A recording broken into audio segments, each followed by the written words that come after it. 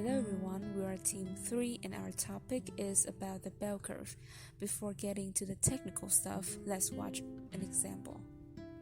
This is a bar graph of a dataset consisting of information about 70,000 patients who experienced a form of cardiovascular diseases.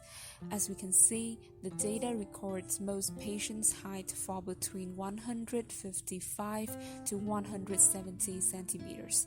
Notice anything cool about this curve? It takes the shape of a bell, hence explaining the name bell curve. But why does it have this shape? Let's get to the technical part. To understand the bell curve, first let's revisit what we have learned about integration. Integration is the act of combining infinitesimal data to describe displacement, area, volume, or other concepts. Integration could be viewed as opposition to derivatives, which take the rate of change of a dependent variable by another independent variable. But what is the role of integration to the bell curve? We want to learn about how probable it is for a value in this dataset to occur within its range. In fact, one of the most frequently asked questions when examining a data range is that how can we estimate and predict the probability of a value to occur in order to make a decision? It is easier to compute this in a discrete dataset, but when our data is within a range, it's harder to calculate the probability of occurrence for a specific value since there's an infinite amount of values one can take. So we're more prone to calculate and specify the probability of the random variable falling within a particular range of values. We do this by taking the integral of probability density function.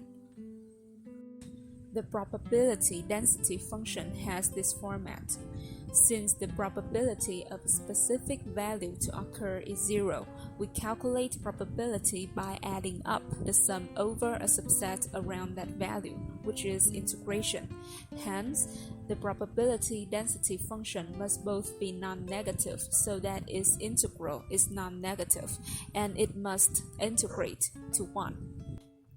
The probability density function provides us with the relative likelihood that the value of the random variable will be closer to a sample point in the sample space. This function can be computed by finding the mean and standard deviation of this dataset, since these two indicators provide us with information of the range where most data falls in. From the chart of a typical bell curve, we know that about 68% of the data would occur within our standard deviation from the mean, while about 95% to 99% of the data would occur within 2 and 3 standard deviations from the mean respectively. The bell curve has several applications in our real life. We can use the bell curve to analyze the distribution of the dataset and then make the prediction. For example, financial analysts and investors often use the data from the bell curve to analyze the returns of a security or of overall market sensitivity. Teachers can use the bell curve to determine the percentage of students within a range of scores, or to get to know the performance of a student. We analyzed the dataset of the household income distribution in Vietnam in 2020 and plotted graph for this dataset was the bell curve with the average income approximated 19.55 million Vietnam dong, and about 95% of the household was predicted to range from 1.25 to 37.85 million Vietnam dong.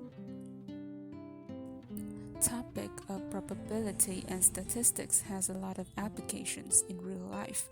Among that, the bell curve stands as one of the great discoveries and also has since been applied in statistical methods for research and production. Think I could change my mind, maybe elevate.